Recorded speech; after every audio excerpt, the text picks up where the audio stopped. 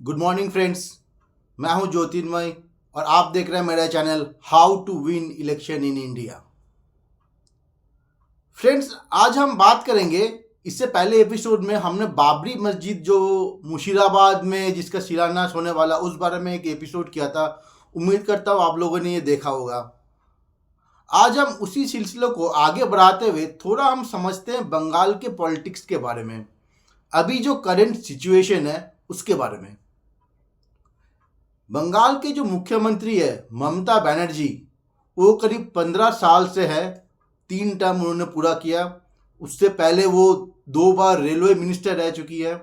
1999 में जब अटल बिहारी वाजपेयी जी प्रधानमंत्री थे, और दूसरी बार जब मनमोहन सिंह जी प्रधानमंत्री थे 2009 में।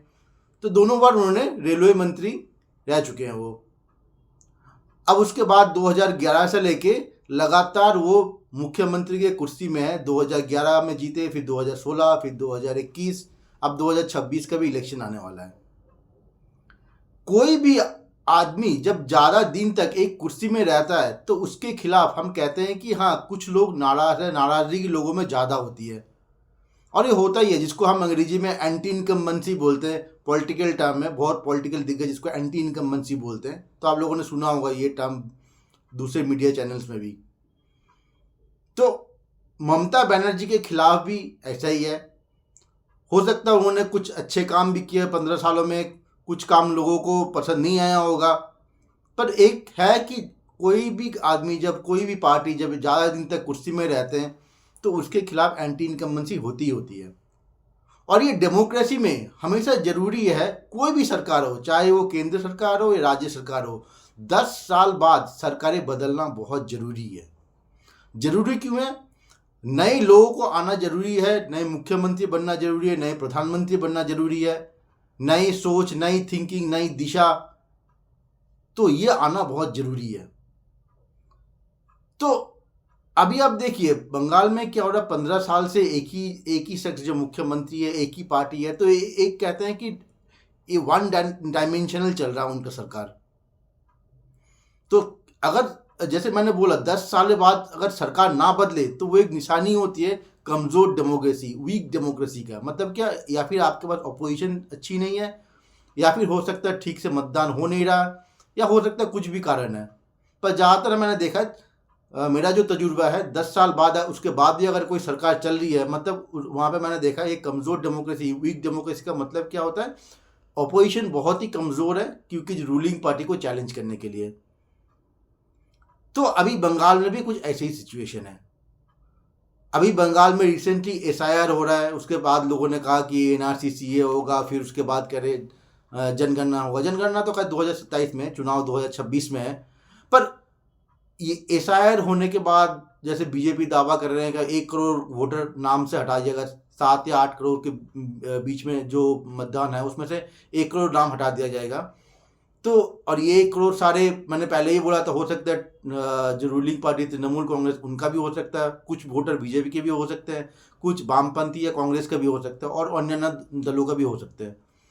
पर ये बात सबसे पहले बड़ा मुद्दा जो आता है, कमज़ोर डेमोक्रेसी का मतलब ये होता है, जैसे मैंने बोला कि ममता बनर्जी को रिप्लेस करने के लिए अभी बंगाल में कौन सा लीडर है जो उनके समानांतर है, मतलब जो ममता बनर्जी को चैलेंज कर सकते हैं। अभी उनका जो बीजेपी के नेता है शुभेंदु अधिकारी या समीक भट्टाचार्य या दिलीप घोष, किसी में भी क्या ये काबिलियत है जो ममता बनर्जी को चैलेंज कर सके?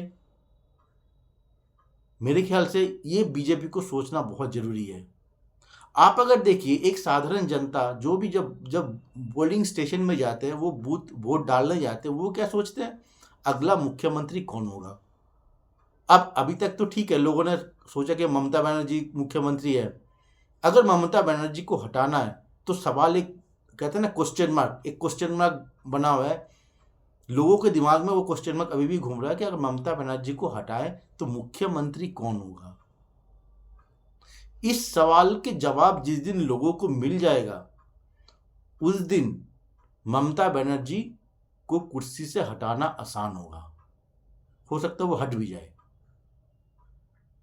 पर उससे पहले अगर आप सिर्फ SIR के भरोसे या फिर किसी भी चीज़ के मस्जिद मंदिर के भरोसे आप सोच रहे हो मैं चुनाव जीत जाऊंगा, जो भी लोग सोच रहे हैं, मेरे ख्याल से वो ठीक नहीं है। तो उसमें अगर सरकार आ भी जाते किसी भी तरह से कुछ कुछ भी करके, तो वो सरकार ज़्यादा दिन टिकेगा नहीं और सरकार बहुत कमज़ोर होगा, क्योंकि उसमें ज़्यादातर लोग फिर आपके खिलाफ हो जाएंगे फिर। और जनता अगर सरकार के खिलाफ हो जाए तो सिचुएशन बहुत ख़राब हो सकता है। और बंगाल के जैसे स्टेट में तो बहुत ज़्यादा है, क्योंकि उसमें बॉर्डर एरिया 5 करीब बॉर्डर एरिया है उनका 5 देशों के साथ, 3 देशों के साथ। तो अभी क्या है, जो लोग भी बंगाल के चुनाव में इलेक्शन में लड़ने वाले हैं, उनको पहले ये ठीक करना पड़ेगा उनका मुख्यमंत्री का कैंडिडेट कौन होगा, किसको वो लोग प्रोजेक्ट करेंगे, ताकि वो ममता बनर्जी के इक्विवेलेंट हो।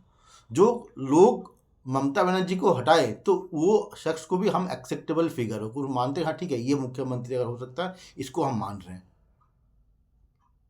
तो ये कौन हो सकता है? जो नाम मैंने अभी लिया, समीक भट्टाचार्य, शुभेंदु अधिकारी, दिलीप घोष, किसी में भी ये काबिलियत है?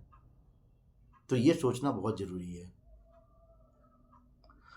आने वाले टाइम में क्या कोई सीएम का प्रोजेक्शन होता है जो भारतीय जनता पार्टी है, कांग्रेस है या फिर वामपंथी है, तो ये तो टाइम ही बताएगा। पर जो भी है, जब तक आपके पास एक चेहरा, एक लीडर इस तरह का नहीं है जो ममता बनर्जी के इक्विवेलेंट है, तो मेरे ख्याल से इलेक्शन में कुछ भी करके जीतना बहुत ही मुश्किल है। अगर जीत भी जाए तो वो सरकार स्टेबल नहीं होगा। आज के लिए इतना ही। उम्मीद करता हूँ मेरा वीडियो आपको पसंद आया होगा। पसंद आया तो लाइक करिए, शेयर करिए। जो भी आपके कमेंट्स है कमेंट बॉक्स में डालिए। आपकी कमेंट्स हमारे लिए मोटिवेशन है बेहतर से बेहतर वीडियो बनाने के लिए। आज के लिए इतना ही। Thank you for watching. Thank you.